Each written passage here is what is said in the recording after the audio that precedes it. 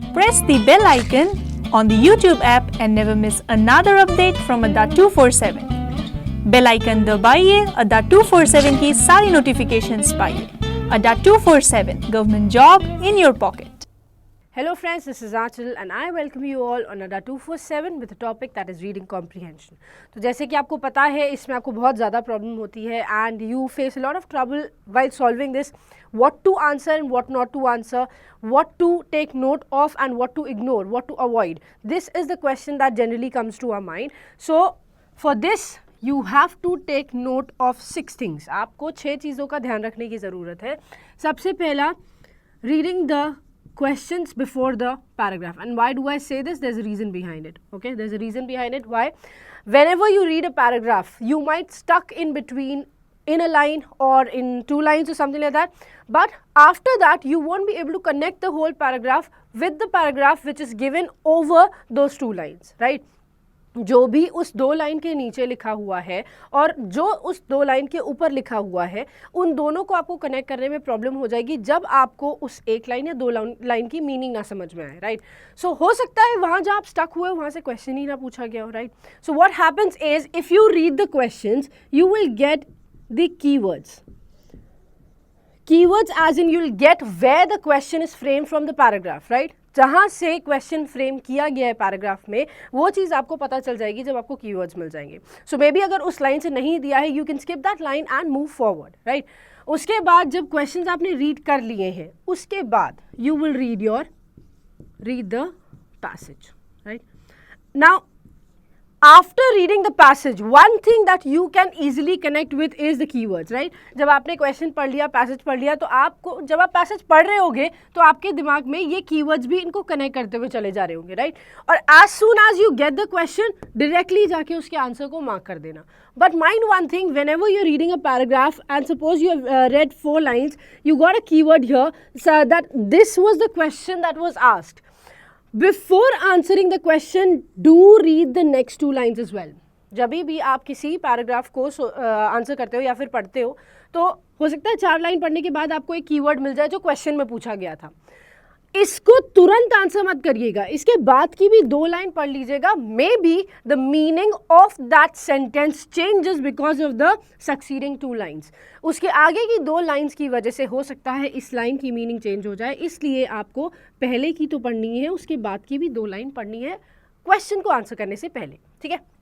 Now once you are done with the questions, once you are done with the passage, there are certain things that need to be taken care of. And what are these?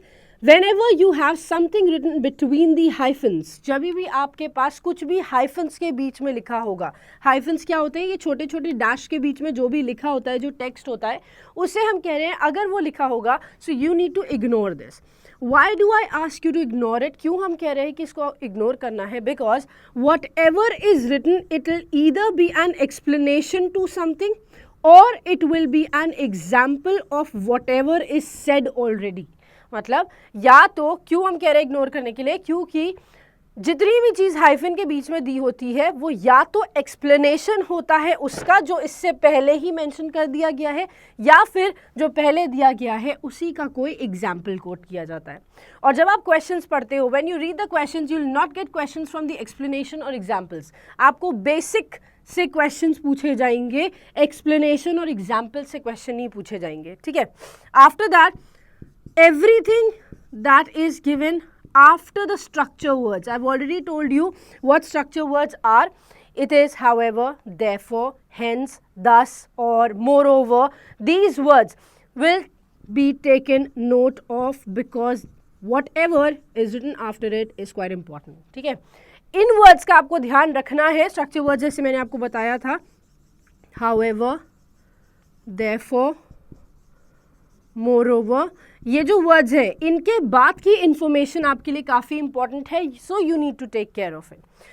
Next is, I think you all are aware about the relative pronouns. सबको मालूम है relative pronouns क्या होते हैं? Who, whom, whose, which, what and that, ठीक है? When और where भी कभी कभी रिलेटिव का सेंस काम करते हैं. नाउ जब हम बोल रहे हैं कि रिलेटिव प्रोनाउन है, तो रिलेटिव प्रोनाउन के बाद की जितनी भी इंफॉर्मेशन है you have to ignore it. Whatever is given after the relative pronoun is not important, but there is one relative pronoun which works as a conjunction as well. So that works as a conjunction as well, and when it is used as a conjunction, जब ये conjunction की तरह use होगा, whatever is written after it is very important, right? वैसे तो relative pronoun के बाद सारी चीज़ों को आपको ignore करना है, but when that is a relative pronoun, but that is a conjunction as well, and when that is used as a conjunction, you need to take care of everything that is written after it. Why? Because an important information is always present after that के बाद एक important information आपको हमेशा ज़रूर मिलेगी, ठीक है. So with this I have told you what need to be applied, what not need to be applied. तो आपको जब question solve करना है, it's the whole game of comprehension, that means understanding. How can you improve this? There's only one way to improve it, that you need to improve your reading skills. Once you read anything, try to understand the meaning of it. अभी एक क्या करता है, क्या करते हो आप लोग, आपके पास अगर कोई पैराग्राफ है, फर्स्ट यू रीड इट, है ना, आपने रीड किया, फिर उसके बाद पूरा पैराग्राफ रीड करने के बाद again you read the paragraph just to understand the meaning of that paragraph. What you need to do is utilise your time, and for utilising you need to understand what is written while reading. जब आप पढ़ रहे हो उसी समय पे आपको उसे समझना ज़रूरी है, इससे आपका टाइम बचेगा. ये तुरंत नहीं हो जाएगा, एकदम से नहीं हो जाएगा कि आपके हाथ में पेपर आ गया, तुरंत आपने पढ़ना शुरू किया और आपको समझ में आने लग गया. But then with the time आप जैसे जैसे रीडिंग बढ़ाते चले जाओगे, जैसे जैसे रीड करोगे, उससे आपको रीडिंग और अंडरस्टैंडिंग दोनों एक साथ करने की स्किल भी बढ़ती चली जाएगी. And I would prefer reading only the editorial part for improving your reading skill. सिर्फ रीडिंग स्किल इम्प्रूव करने के लिए आप एडिटोरियल पार्ट पढ़ सकते हो, ठीक है. रीडिंग स्किल इम्प्रूव करने के लिए कह रहे हैं, अदर दैन दिस ग्रामर की लैंग्वेज और न्यूज़पेपर की लैंग्वेज, ये दोनों की लैंग्वेजेस काफ़ी डिफरेंट होती हैं, तो आप इनमें दोनों में कन्फ्यूजन क्रिएट मत करिएगा, ठीक है. जो क्वेश्चंस आते हैं वो भी कई तरह के होते हैं. For example they can ask you a question based on title, they can ask you a question based on tone और theme, they can ask you indirect questions, they can ask you direct questions, ठीक है. तो direct questions तो easily answer हो जाते हैं, but then वो बहुत कम आते हैं. इनडायरेक्ट क्वेश्चंस, वोकैबुलरी के जो क्वेश्चंस आते हैं, इसमें एक चीज़ ध्यान रखिएगा, you don't have to answer the literal meaning of that word. जो वर्ड की मीनिंग है जो हमने बचपन से पढ़ी है वो आपको नहीं आंसर करनी है, ठीक है. You have to tell us a word, और you have to select a word और सिनोनिम और an antonym that is according to the given passage. उसी के अकॉर्डिंग आपको उसका आंसर करना है, ठीक है. तो कॉम्प्रिहेंशन है, अंडरस्टैंड करना है. कैसे समझोगे? Reading and understanding all together, सब चीज़ एक साथ करके. And practice is something that will make you perfect, ठीक है. तो बैंक ज़रा की साइट पे चले जाओ, बैंक क्विज नाम का एक आपको टैब मिलेगा, select English language from there. English language को सिलेक्ट करने के बाद you will go to some questions, वहाँ पर आपको रीडिंग कॉम्प्रिहेंशन भी मिल जाएंगे. बहुत सारे कॉम्प्रिहेंशंस है, एटलीस्ट एक दिन में एक कॉम्प्रिहेंशन सॉल्व करोगे तो एग्जाम में आपको कोई भी डिफिकल्टी नहीं आएगी. I assure you for this, okay. तो चलो, अब मैंने बता दिया है ये 6 चीज़ें आपको बहुत ज़्यादा ध्यान में रखनी है while reading a paragraph. Now let's move on to the questions and see the first question on screen. Here it is. Which of the following is true according to the passage? देखो ये जो question है true या not true वाला जो question आएगा, ये indirect questions होते हैं. इनडायरेक्ट क्वेश्चंस को आप तब तक आंसर नहीं कर सकते जब तक आपने पूरा पैराग्राफ नहीं पढ़ा है. Why am I saying this? Why?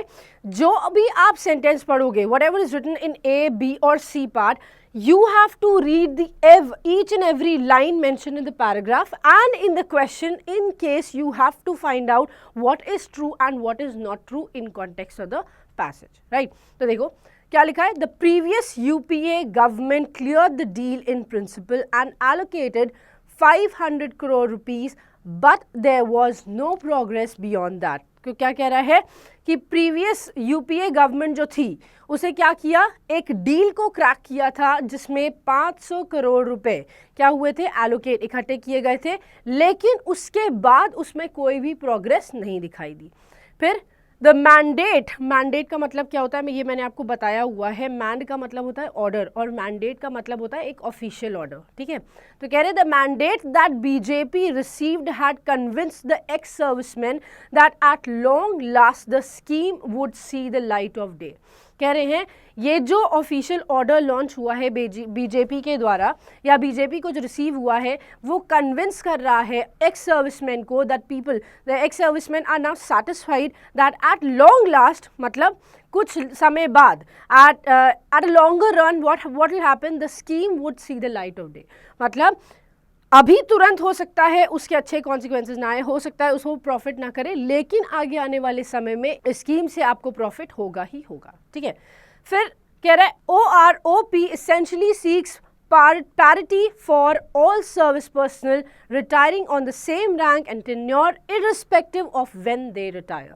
अब यहाँ पर कह रहे हैं OROP ये पेंशन की स्कीम है और स्कीम के बारे में क्या दिया गया है, क्या होती है, वो भी हम पैराग्राफ में पढ़ेंगे। ठीक है, तो ये कह रहे हैं कि इसेंशियली ये किसके लिए है, सारे सर्विस पर्सनल रिटायरिंग के लिए जो रिटायर कर रहे हैं सेम रैंक पे, नो मैटर उनका टेन्योर क्या है, नो मैटर वो रिटायर कब करेंगे, लेकिन जो स्कीम है वो सेम रैंक के लिए हमेशा सेम रहनी चाहिए। ठीक है, तो ये जो क्वेश्चंस हैं ये 3 क्वेश्चंस आपके सामने हैं कि इसमें से कौन सा ट्रू है ये पता लगाना है। ठीक है, तो जैसे कि हम देख सकते हैं AC BC CA ABC, तो पॉसिबिलिटी है कि इसमें से 2 सही हो जाए, पॉसिबिलिटी है 1 सही हो जाए, क्योंकि नन ऑफ दीज भी आंसर दिया है। So if your answer is only A, if your answer is only A, then you would select what? None of these, because you have another answer that could be true but it's not given in the options, right?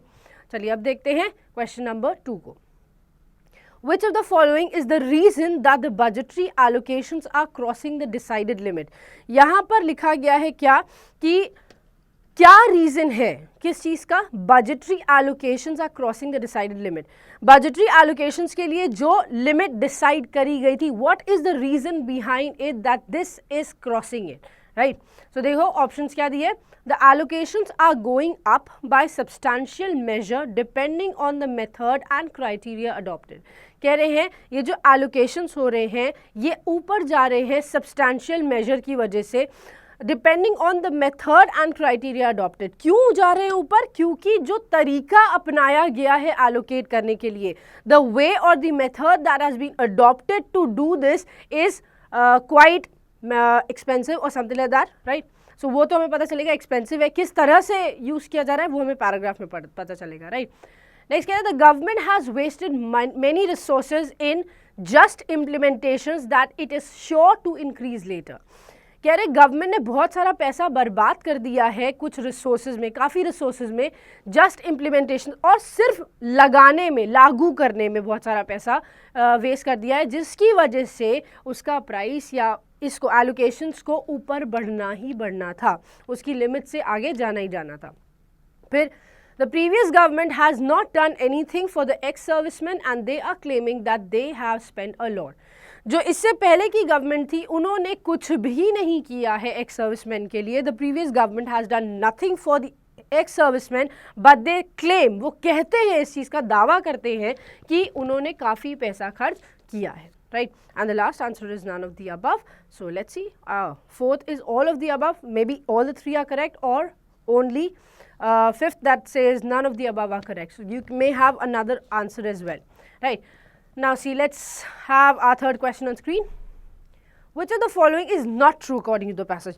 Guys, whenever you solve these kind of question, now make sure one thing कि question में क्या दिया है, is it true और is it not true, ठीक है?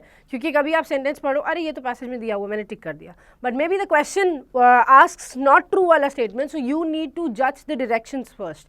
सो here we are referring to not true statements which is with the Narendra Modi government in its second year, its major poll promise of OROP remains unfulfilled।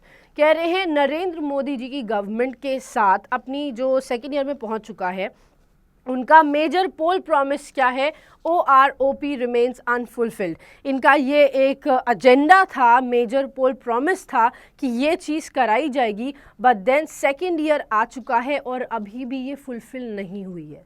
फिर कह रहे हैं with such a pace that government is running the ex serviceman are totally satisfied with response.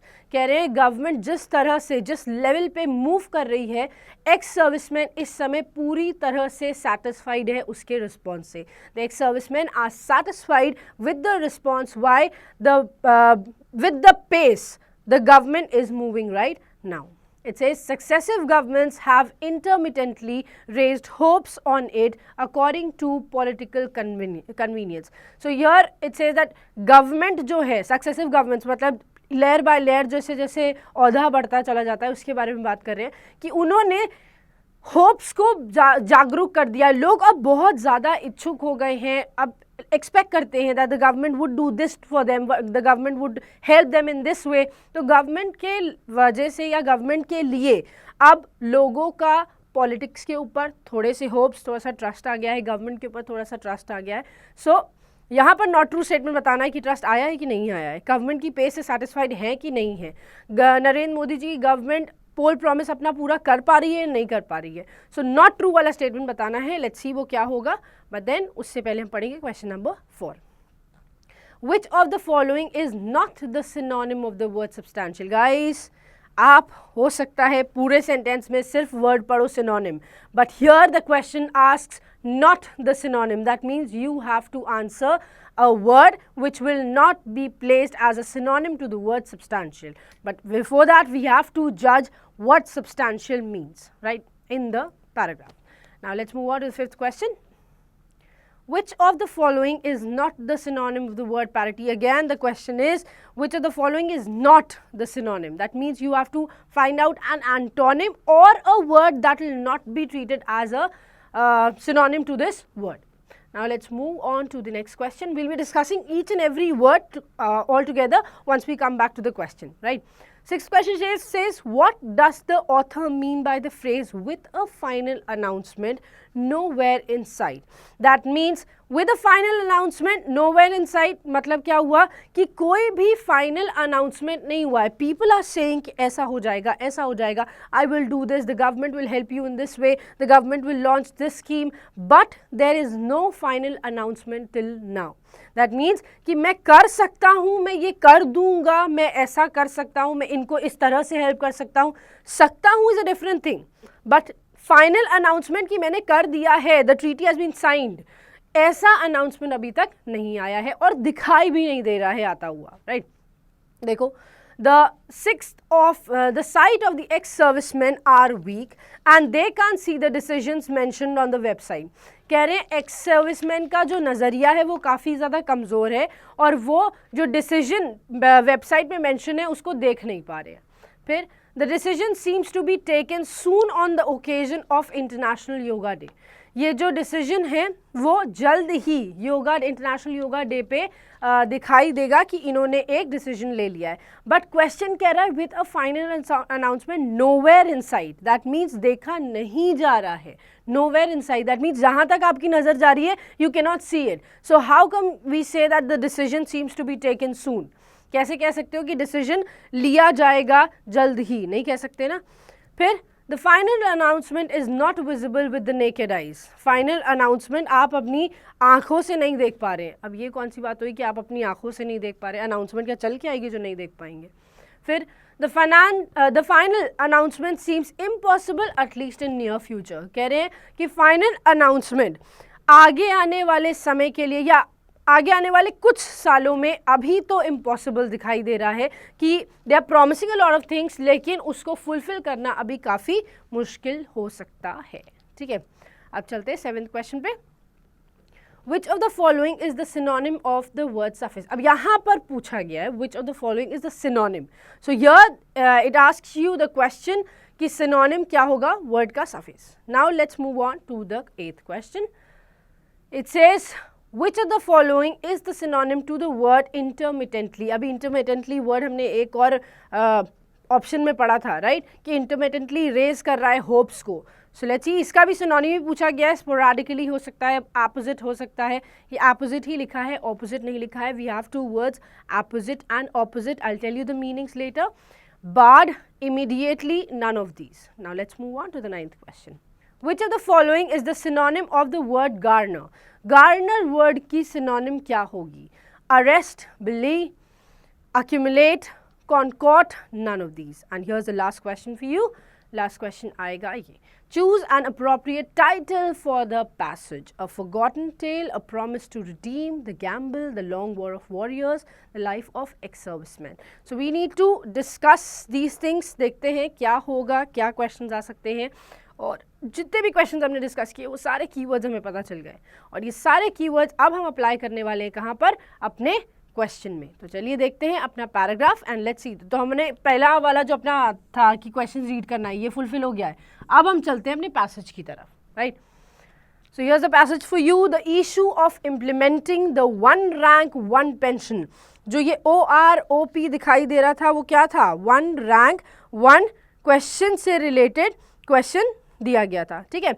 One rank one pension principle for the veterans of the defense services continues to be in news for all the wrong reasons।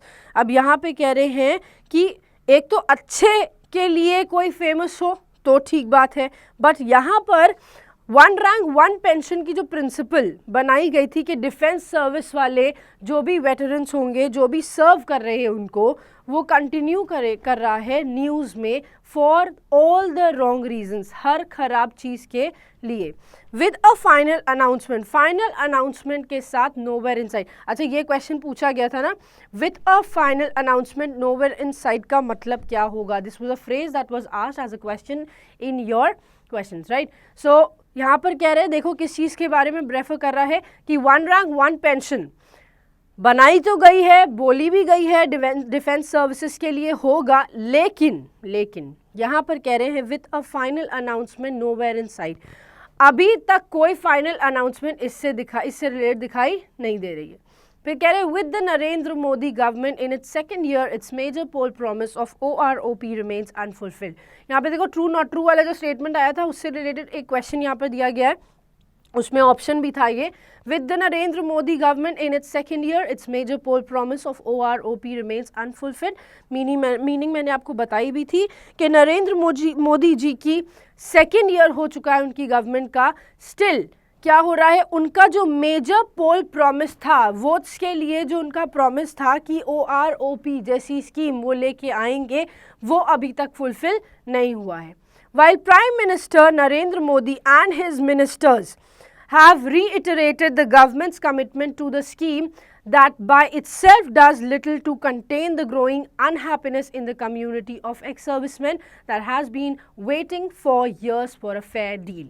अब कह रहे हैं prime minister Narendra Modi और उनके ministers ने have reiterated, मतलब वापस से उन्होंने चालू कर दिया क्या, the government commitment to the scheme, government ने जो कमिटमेंट करी थी इस स्कीम के साथ, that by itself does little to contain the growing unhappiness. अच्छा, जो एक्स सर्विसमैन खुश नहीं है इस चीज़ से, उसके लिए भी वो लोग कुछ कर नहीं रहे हैं, उसके लिए कुछ नहीं कर रहे हैं, still they are doing what, they are not controlling the unhappiness, जो ग्रो कर रहा है अनहैप्पीनेस उनके बीच में, उनकी कम्युनिटी के बीच में, उसको भी वो कंट्रोल नहीं कर रहे हैं। That has been waiting for years for a fair deal, जो सालों से रुके हुए हैं कि उनके लिए भी कुछ अच्छा होगा, स्टिल उनके लिए अभी भी कुछ अच्छा नहीं हो रहा है।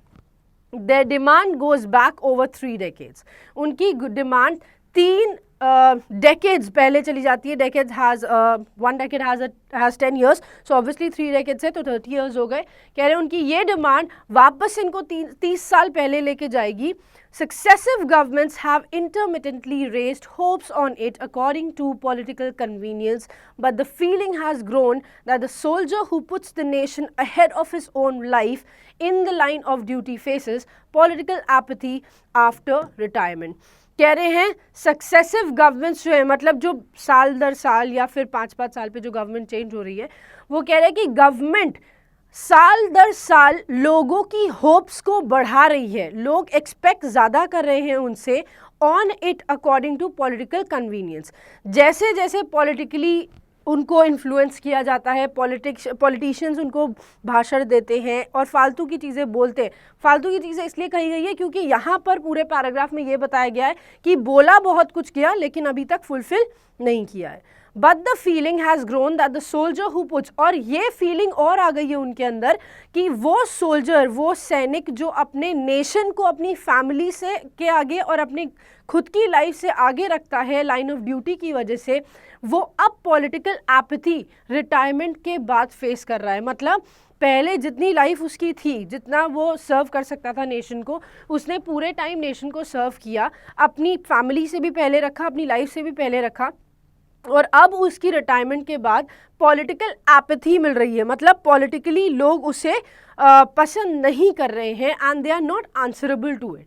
फिर the previous UPA government clear the deal in principle and allocated ₹500 crore. देखो ये भी ऑप्शन में दिया गया था कि प्रीवियस यूपीए गवर्नमेंट जो है उसने क्या किया, डील क्लियर करी है प्रिंसिपल की, एलोकेट किए 500 करोड़ रुपए, but there was no progress beyond that, उसके अलावा उसमें कोई प्रोग्रेस नहीं थी। In the run up to the Lok Sabha election last year the Congress once again brought the issue of to the limelight. अब पिछले जो लोकसभा का इलेक्शन हुआ पिछले साल, उसमें क्या हुआ कि कांग्रेस ने इसी इशू को वापस से उठाया। OROP was one of the top election promises of the BJP that helped garner the support of the large community of ex-servicemen and their families. अब देखो ये क्या हुआ था, OROP की जो स्कीम इन्होंने बताई थी वो उस समय के इलेक्शन के लिए सबसे बड़ा प्रॉमिस दिया था बीजेपी ने, ताकि वो एक्स सर्विसमैन की जो लार्ज कम्युनिटी है उसका सपोर्ट हासिल कर सके और उनकी फैमिलीज का भी सपोर्ट हासिल कर सके। अब उन्होंने फैमिली ने सपोर्ट कर तो दिया, बट देन फ्रूटफुल हुआ नहीं।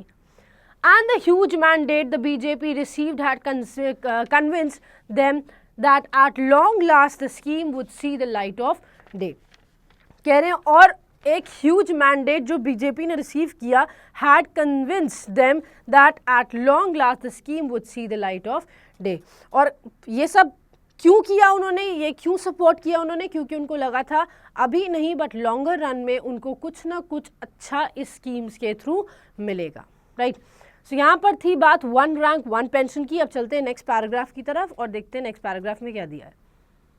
While the government has given in principle clearance to the proposal, the process of completing the administrative procedures across different departments seems to be an unending one. कह रहे हैं जहाँ पर गवर्नमेंट ने in principle clearance दे दिया है proposal को, मतलब गवर्नमेंट ने तो बोल दिया चलो ये चीज़, ये प्रॉमिस मैंने किया था तो प्रॉमिस को फुलफिल करने का भी समय आ गया है, तो उसको प्रॉमिस को फुलफिल करते हैं। एडमिनिस्ट्रेटिव प्रोसीजर्स जो है, जो अलग अलग डिपार्टमेंट्स में जाके, अब गवर्नमेंट ने साइन कर दिया, प्रपोजल दे दिया, अब यही डॉक्यूमेंट, यही प्रपोजल एक डिपार्टमेंट में जाएगा किसी चीज़ के लिए, फिर दूसरे डिपार्टमेंट जाएगा किसी चीज़ के एलोकेशन के लिए, फिर तीसरे डिपार्टमेंट में जाएगा। तो ये जो एडमिनिस्ट्रेटिव डिपार्टमेंट्स हैं वहाँ पर से उसे निकालना it seems like it's an unending process, ये कभी ख़त्म ही नहीं होगी। फिर defence minister Manohar Parrikar had on several occasions said his ministry had finished its part of the work and that the file was with the finance ministry. और कई सारे occasions पे डिफेंस मिनिस्टर ने ये बात कही थी कि मेरी मिनिस्ट्री से वो फाइल, वो प्रपोजल वापस जा चुका है, बाहर जा चुका है, फाइनेंस मिनिस्ट्री के पास अभी वो फाइल अटकी हुई है। He has promised 80 to 90% satisfaction for the service personnel. उन्होंने इसके साथ साथ ये भी प्रॉमिस किया कि 80 से 90% उनको सेटिस्फैक्शन मिलेगा सर्विस पर्सनल्स को, एक्स सर्विस पर्सनल्स को और उनकी फैमिली को भी। फिर OROP essentially seeks parity for all service personnel retiring on the same rank and tenure irrespective of when they retire and is expected to benefit 2.5 million ex-servicemen and women immediately. तो यहाँ पर बोला गया है OROP की जो scheme आई है ये essentially क्या काम करेगी कि सारे सर्विस पर्सनल जो रिटायर हो चुके हैं, एक रैंक पे अगर रिटायर कर रहे हैं तो उनको, इससे मतलब नहीं कि उनका टेन्योर कितना रहा है, इससे मतलब नहीं है कि वो कब रिटायर कर रहे हैं, उनको बेनिफिट मिलेगा ही मिलेगा 2.5 मिलियन एक्स सर्विसमैन या वुमेन जो रिटायर हो चुके हैं। That said, the exercise of calculating the dues is a complicated process in itself. जिसका मतलब क्या हो गया कि ड्यूज़ जो हुए हैं कैलकुलेट करने में काफ़ी ज़्यादा दिक्कत आएगी, है ना। In budget 2015, an initial allocation of rupees 1,000 crore was made, but it has been estimated that the cost could come to about 8,300 crore. तो ये कह रहे हैं कि बजट जो आया 2015 में उसका इनिशियल एलोकेशन कितने का था, 1,000 करोड़ का था, was made, लेकिन ये एस्टिमेटेड कॉस्ट क्या हो गई, एस्टिमेटेड कॉस्ट इसकी 8,300 करोड़ तक पहुंच गई. There is the view that it would still go up by substantial measure depending on the method and criteria adopted.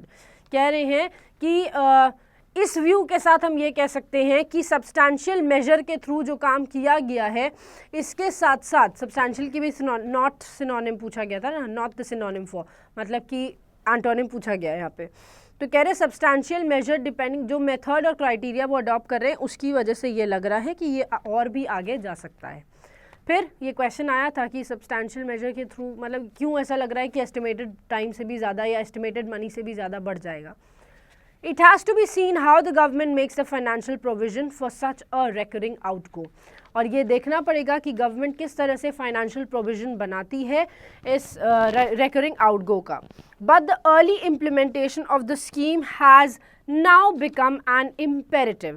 लेकिन जो इस स्कीम का अर्ली रिकवरी हो जाती है, now become an early implementation मतलब जल्द से जल्द अगर इसको इम्प्लीमेंट कराना है, चालू कराना है, लागू कराना है, तो ये स्कीम अब इम्पेरेटिव बन सकती है. mere rhetoric and assurances will not suffice. मतलब कि ये तो वैसे रेटोरिक है लेकिन अश्योरेंसेस सफाइस नहीं करेंगे.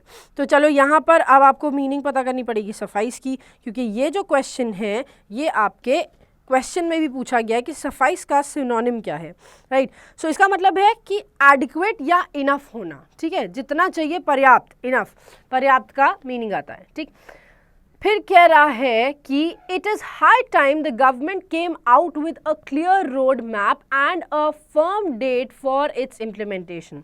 कह रहे हैं अब बहुत समय बीत चुका है कि गवर्नमेंट क्या करे, गवर्नमेंट अपने टाइम से बाहर निकले या फिर अपने जो भी वो प्लानिंग करी है उससे बाहर निकले और एक मैप बनाए कि किस तरह से उनको इम्प्लीमेंट कराना है. अगर ये चीज़ नहीं करी गई तो बहुत मुश्किल हो जाएगी क्या करने की, बहुत मुश्किल हो जाएगी इनको इम्प्लीमेंट कराने के लिए, ठीक है.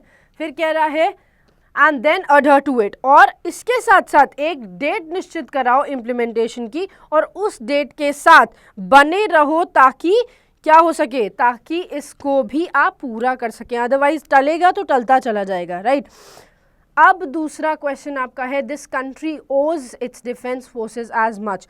मतलब ये जो कंट्री है ये उतना ही ओ करती है अपने किसको, डिफेंस सर्विसेज को, जितना उन्होंने किया है जब उन्होंने हर चीज़ छोड़कर आपकी कंट्री को आगे रखकर सारी चीज़ें आपको प्रोवाइड करा रही हैं. तो इस समय में कंट्री का भी यही एक स्टेप होना चाहिए कि अब सब कुछ छोड़ के उनके लिए भी चीज़ें मुहैया कराई जाए, राइट.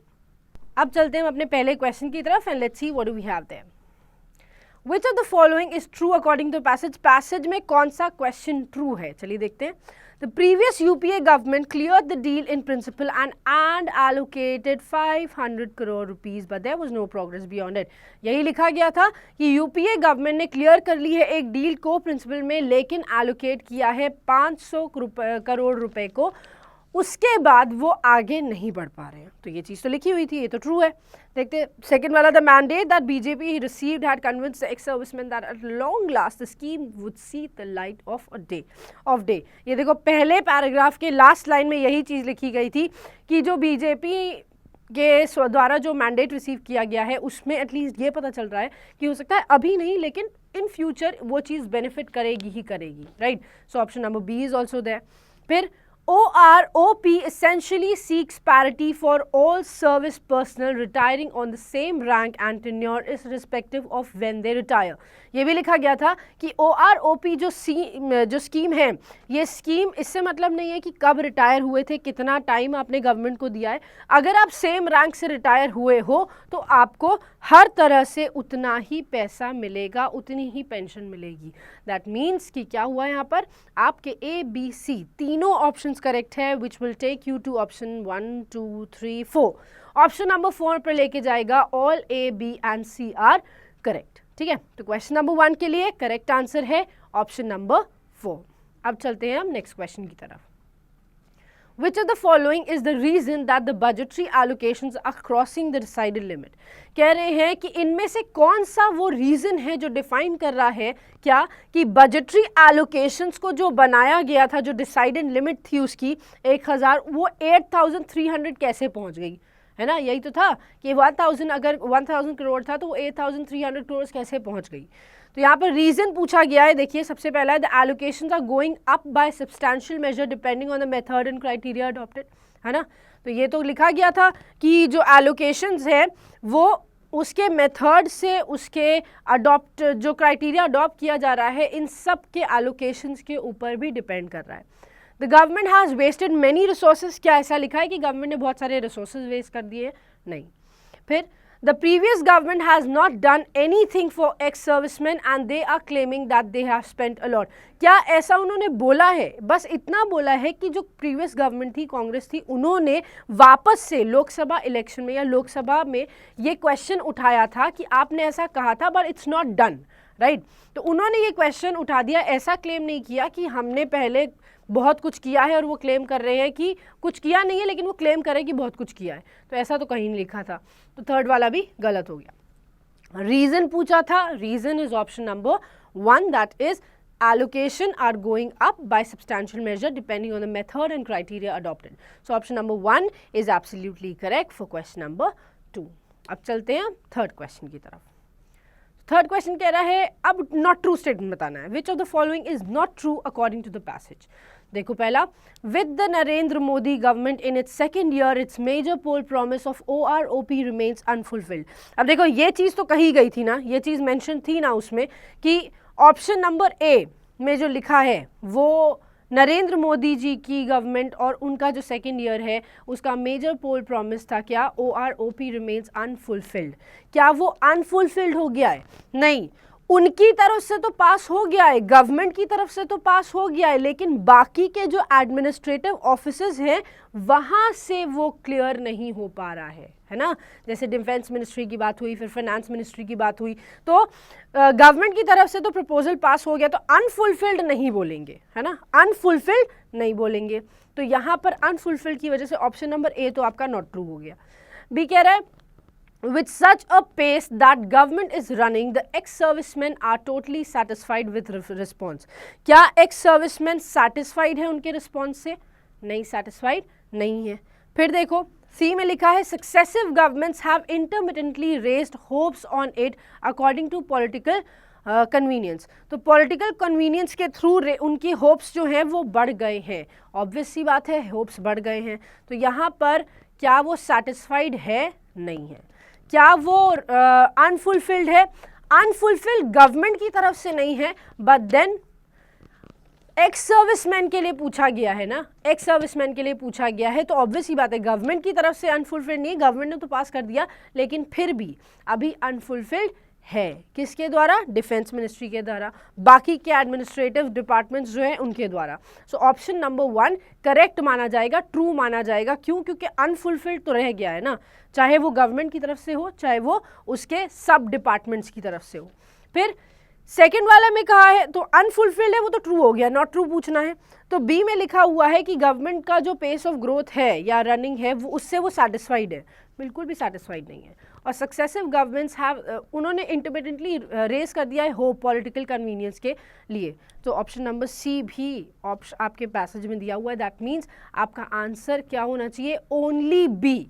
ओनली बी, तो ऐसा कोई ऑप्शन दिया नहीं है, तो आपका करेक्ट आंसर होगा answer number 5, that is none of these. That means आपके पास जो आंसर आया वो इन चारों में से अलग था, ओनली बी है, तो यहाँ पर ऑप्शन नंबर बी इनकरेक्ट माना जाएगा। ठीक है, तो ऑप्शन नंबर बी हमारा इनकरेक्ट है, नॉट ट्रू है, जिसका मतलब नन ऑफ दीज हमारा आंसर हो गया। अब चलते हैं हम फोर्थ क्वेश्चन की तरफ। Which of the following is not the synonym of the word substantial? Substantial word जो दिया गया है उसका कौन सा synonym नहीं है? तो चलिए देखते हैं। सबसे पहले तो ये देखेंगे जो जो words यहाँ पर लिखे हुए हैं उन words की meaning क्या क्या है, राइट? तो देखो सबसे पहला word आपका दिया हुआ है acclaimed। acclaimed का मतलब होता है praise करना किसी चीज़ को। acclaimed means praise करना, ठीक है। फिर लिखा हुआ है नेक्स्ट वर्ड एलिमेंट्री। एलिमेंट्री का मतलब होता है जो स्टार्ट ही हुआ हो, ठीक है। एलिमेंट्री का मतलब होता है जो स्टार्ट ही हुआ हो, इनिशियल स्टेजेस, इनिशियल। फिर दिया हुआ है आपका अबेयंस। अबेयंस का मतलब होता है जो टेम्पररी सस्पेंशन पे है, टेम्पररी सस्पेंशन पे है, that means something which is not used for a certain period of time, कोई भी ऐसी चीज जो कुछ समय के लिए नहीं यूज हो रही है। देन वी हैव वर्थलेस दिया हुआ है, जिसकी कोई वर्थ ही नहीं है, कुछ कंसिडरेशन ही नहीं है, उसका कोई इंपॉर्टेंस नहीं है, and none of the above. अब बताओ यहाँ पर बताना है नॉट द सिनोनिम, तो मतलब हमें बताना है एंटोनिम का, राइट। आपसे जो क्वेश्चन पूछा गया है वो है सब्सटैंशियल। सब्सटैंशियल का मतलब होता है कंसिडरेबल, सब्सटैंशियल का मतलब होता है कंसिडरेबल, इतना हो कि उसको कंसिडर किया जा सके, इतना हो कि उसको कंसिडर किया जा सके, इतना हो कि उसको इंपॉर्टेंस दी जा सके। तो अगर इंपॉर्टेंस दी जा सकती है तो क्या वो इनिशियल होगा? नहीं। प्रेज होगा? एंटोनिम पूछ रहे हैं? नहीं। टेम्पररी सस्पेंशन होगा? नहीं। वर्थलेस होगा? बिल्कुल। एंटोनिम पूछा गया है, ऑपोजिट पूछा गया है, तो अगर ये इंपॉर्टेंट है, ये कंसिडरेबल है, तो उसका ऑपोजिट क्या हो जाएगा? वर्थलेस, जिसकी कोई भी इंपॉर्टेंस ना हो, जिसको कंसिडर करने से कोई फायदा ना हो। And therefore option number 4 is absolutely correct for question number 4। अब चलते हैं हम अपने 5th क्वेश्चन की तरफ। तो 5th क्वेश्चन में भी हमारे पास कुछ एक क्वेश्चन आएगा जिसमें सिनोनिम या नॉट द सिनोनिम ही पूछा गया है। Which of the following is not the synonym of the word parity? Parity का सिनोनिम क्या नहीं है, राइट। तो अगेन सिनोनिम नहीं है, फिर से आपसे वही क्वेश्चन पूछा गया है। क्या क्वेश्चन है आपका, बताइए। वही क्वेश्चन है कि आपको इसका एंटोनिम डिफाइन करना है, राइट। तो चलो देखो, एक एक वर्ड पहले हम डिफाइन कर देते हैं कि दिया क्या क्या गया है। सबसे पहला वर्ड आपका दिया हुआ है क्या? ब्लॉक। ब्लॉक का मतलब क्या होता है?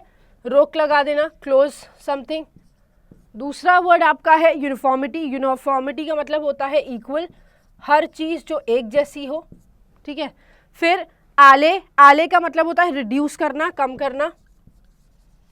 Then you have the word damage. Damage का मतलब क्या होता है? डिस्ट्रॉय, खत्म करना, गड़बड़ कर देना, राइट। अब जो वर्ड दिया हुआ है आपका वो है वर्ड पैरिटी। पैरिटी का मतलब होता है इक्वालिटी की स्टेट, ठीक है। पैरिटी का मतलब होता है equality, state of being equal. तो यहां पर पैरिटी की मीनिंग क्या है? इक्वालिटी, जिसका मतलब हुआ एक जैसा होना। यूनिफॉर्मिटी इसका सिनोनिम हो गया, राइट। यूनिफॉर्मिटी इसकी सिनोनिम हो गया। अब यहां पर ब्लॉक कर रहा है, रोक रहा है रास्ता। रोकने का कोई सेंस है इक्वालिटी से? नहीं है, राइट। फिर उसके बाद दिया हुआ है क्या? यू हैव आले। आले का मतलब होता है रिड्यूस करना। क्या इक्वालिटी का ऑपोजिट रिड्यूस करना होगा? नहीं। इक्वालिटी का ऑपोजिट डिस्ट्रॉय होगा? नहीं। तो दैट मीन्स यहाँ पे कोई भी आंसर हमारे क्वेश्चन से मैच नहीं करता है। तो अब पैरिटी का मतलब है इक्वालिटी, तो इसका ऑपोजिट क्या होता? Inequality, right. यहाँ पर हम क्या लिखेंगे? आपका 5th वाला जो आंसर है नन ऑफ द अबव, ये आपका करेक्ट आंसर हो जाएगा, ठीक है। नन ऑफ द अबव आपका करेक्ट आंसर हो जाएगा, ठीक। अब चलते हैं अपने 6th क्वेश्चन की तरफ और देखते हैं यहाँ पर क्या क्या गिवन है।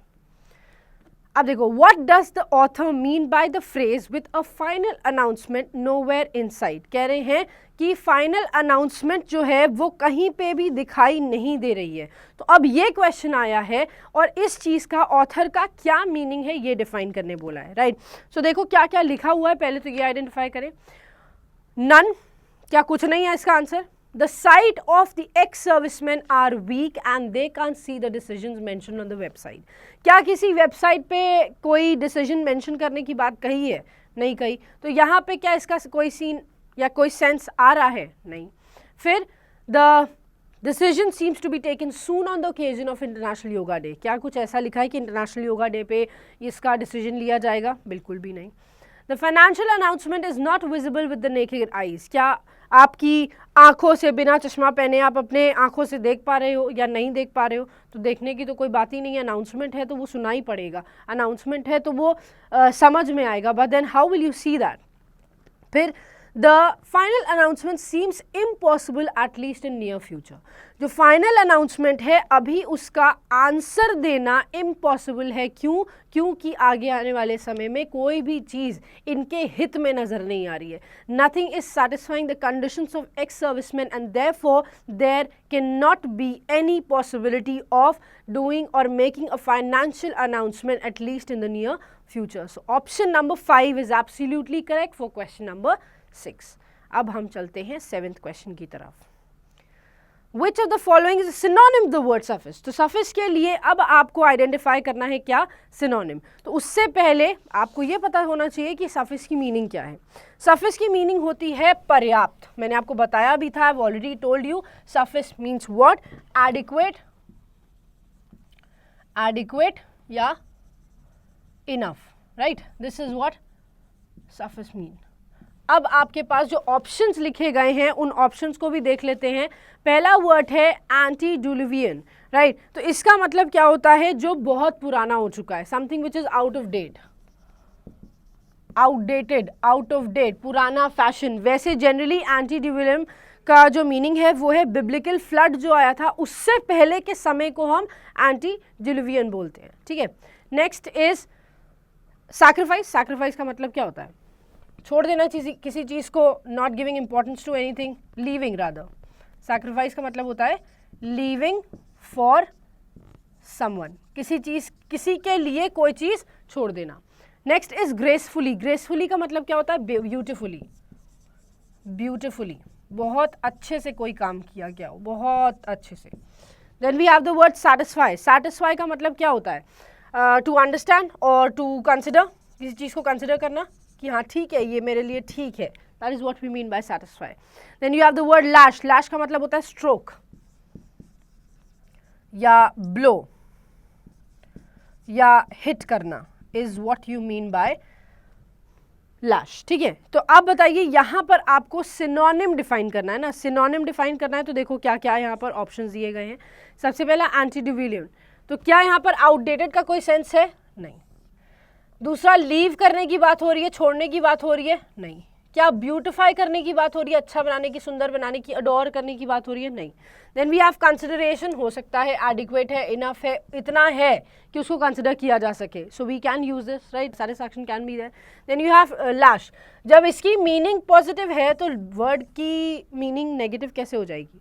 नहीं हो सकती ना. So option number 4 is absolutely correct for question number 7. Question number 7 के लिए आपका 4th ऑप्शन बिल्कुल सही है, satisfy. Now let's move on to the 8th question. 8th question में बोला गया है इंटरमिटेंटली. इंटरमिटेंटली का मतलब होता है जो छोटे छोटे इंटरवल्स पे रेगुलरली कोई चीज़ होती है तो उसको हम बोलते हैं इंटरमिटेंटली. तो इंटरमिटेंटली का मतलब क्या है? Occurring at and occurring at small intervals. नहीं, small intervals. क्यों? क्योंकि लगातार वो काम हो रहा है ना, है ना. लगातार काम हो रहा है तो ऑब्वियस ही बात है कि वो होता रहेगा और उसको आपको कंसिडर करना पड़ेगा, राइट. तो देखो अब आपके पास जो आंसर्स या ऑप्शंस हैं वो है पहला स्पोराडिकली. स्पोराडिकली का मतलब होता है ओकेजनली, कभी कभी होने वाला. तो ये हो सकता है इसका मीनिंग, ठीक है. स्पोराडिकली का मतलब है कभी कभी होने वाला, समथिंग विच हैपन्स ओकेजनली. कोई भी ऐसी चीज़ जो ओकेजनली हो रही हो उसको हम बोलते हैं स्पोराडिकली, ठीक है. Next word is opposite. Opposite का मतलब क्या होता है? Against, antonym. लेकिन जब हम यूज़ करते हैं किसको? जब हम यूज़ करते हैं ऑपोजिट को तो ये ऑपोजिट होता है ऑपोजिट का. ऑपोजिट का मतलब होता है अप्रोप्रिएट, ऑपोजिट मतलब होता है अगेंस्ट, ठीक है. ऑपोजिट मतलब होता है सूटेबल, अप्रोप्रिएट, ठीक. So this is the correct word here. Next word है आपके लिए है बार्ड. बार्ड की मीनिंग होती है कवर करना. जनरली ये यूज होता है कहाँ पर? जब स्लाइस, बेकन के स्लाइस से, नॉनवेज एक आइटम है बेकन के स्लाइस से अगर आप किसी चीज़ को कवर करते हो तो उसको हम बोलते हैं बार्ड. वैसे बार्ड की मीनिंग होती है कवर करना, ठीक है. Next word is immediately. That means तुरंत, फौरन, at the moment, at the very moment, at the very moment, तुरंत की बात करते हैं. बट देन यहाँ पर आपको ढूंढना है इसका सिनोनिम। एंड ऑब्वियस हो गया सिनोनिम क्या होगा, क्या वो सूटेबल या अप्रोप्रिएट होगा, नहीं। क्या वो कवर करेगा, नहीं। क्या वो उसी मोमेंट की बात करेगा, नहीं। स्मॉल इंटरवल्स पे हो रहा है, बीच बीच में हो रहा है, तो occasionally would be the correct synonym for this word. That means option number 1 is absolutely correct. Now let's move on to the 9th question. देखते हैं 9th क्वेश्चन में क्या दिया है। Which of the following is the synonym to the word garner? garner का मतलब क्या हुआ, यहाँ पर garner की मीनिंग जो पैसेज में दी गई थी उसको अगर रिलेट कराओगे तो सपोर्ट को गार्नर करने की बात कर रहे थे। मतलब उन्होंने सारे एक्स सर्विसमैन को और उनकी फैमिली और एक्स सर्विसमैन और उनकी फैमिलीज का सपोर्ट गार्नर करने के लिए, अपने आप को वोट्स दिलवाने के लिए उन्होंने क्या किया था, गार्नर किया था। मतलब उन्होंने सबको इकट्ठा किया था या फिर झूठी बातें बताई थी। So that is what we are referring to right now. यहाँ पर गार्नर की मीनिंग आपको पता चल चुकी है। नाउ लेट्स सी कि अरेस्ट, बिली, अक्यूमुलेट, कॉनकॉर्ड की मीनिंग्स क्या है। अक्यूमुलेट की मीनिंग तो देखो आपको पता है, अक्यूमुलेट मतलब क्या होता है, इकट्ठा करना, getting together, get together certain things, ठीक है, इकट्ठा करना। Then you have the word, क्या दिया हुआ है, बिली। बिली का मतलब होता है कॉन्ट्रडिक्ट, दूसरी तरफ से बोलना या फिर उल्टा बोलना is what we mean by belie. Next word is accumulate, again accumulate is the third option, ठीक है। तो इसको यहाँ से हटा देते हैं and we'll write it here, get together. First वाला है अरेस्ट। अरेस्ट का मतलब क्या होता है, कैप्टिवेट, कैप्टिवेट, अपने अंडर ले लेना किसी चीज़ को, is what we mean by that, right. And concord का मतलब होता है, ये जनरली वर्ड कुकिंग के टाइम पे यूज होता है, this word concord is generally used in cooking, mixing करना किसी चीज़ की, कुक करने के लिए किसी चीज़ को मिक्स करना। For example if you refer to cake, cake कैसे बनता है, क्रीम को, फ्लावर को, बटर को and what not, chocolate and all, everything is mixed together and that is what we mean by concord. Concord इसी को ही कहा जाता है, ठीक है। तो अब बताओ यहाँ पर क्या करेक्ट आंसर होगा। ऑब्वियसली बात है, अगर हम सपोर्ट फैमिली और उसके फैमिलीज, एक्स सर्विसमैन और उसके फैमिलीज का सपोर्ट क्या कर रहे थे, अरेस्ट कर रहे थे, कैप्टिवेट नहीं, कॉन्ट्रडिक्ट कर रहे थे नहीं, हम तो चाहते थे कि वो हमारे फेवर में बोले, तो कॉन्ट्रडिक्ट नहीं हो सकता। Then getting together, of course they wanted the ex serviceman and their families to support them, so they were garnering their support, they were getting together their support. Mixing का भी use नहीं होगा। Option number 3 is absolutely correct in context to question number 9। अब चलते हैं last question पे और देखते हैं जल्दी से लास्ट क्वेश्चन क्या दिया गया है। Choose an appropriate title for the passage. अब पैसेज का जब भी टाइटल चूज करने जाओगे तो एक चीज़ ध्यान में रखना कि पैसेज का टाइटल हमेशा उसके कैरेक्टरिस्टिक्स पे डिपेंड करता है, ठीक है। उसमें जो भी चीज़ कही गई है, अगर पॉजिटिव और नेगेटिव दोनों है तो आपको दोनों चीज़ मेंशन करना भी ज़रूरी है। यहाँ पे कह रहे हैं अ फॉरगॉटन टेल, कोई ऐसी स्टोरी जो भूली जा चुकी है, नहीं। A promise to redeem, obviously वो प्रॉमिस जो गवर्नमेंट ने किया था इलेक्शन से पहले कि मैं आपको ये सब सुविधाएं उपलब्ध कराऊंगा, we'll make sure that you get these kind of conditions in your life, वो नहीं हुई। तो वो प्रॉमिस जो वापस लेके आना ज़रूरी है। द गैम्बल, क्या जुआ हुआ यहाँ पर, नहीं, it's an illegal thing, no. The long war of warriors, no. The life of ex serviceman, life है but then it is more of pension की स्कीम से रिलेटेड ज़्यादा है, तो हम सिर्फ एक सर्विसमैन की बात नहीं करेंगे, we have schemes in mind as well. So a promise to redeem, option number 2 would be the correct meaning और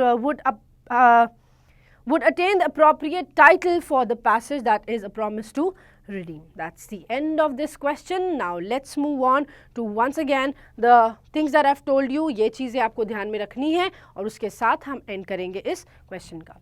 So question सबसे पहले read करना है, उसके बाद passage, hyphen के बीच में जो दिया ignore कर देना।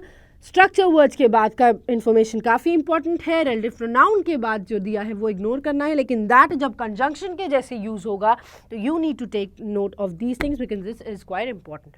सो ये 6 चीज़ें आप दिमाग में रखिए जब किसी कॉम्प्रीहेंशन को आपको सॉल्व करना है, and every comprehension would be very easy for you to solve. Thanks a lot for joining me, keep loving us because we love you and take care of yourselves. Bye bye, take care. Press the bell icon on the YouTube app and never miss another update from Adda 247. Bell icon दबाइए, Adda 247 की सारी notifications पाइए। Adda 247, government job in your pocket.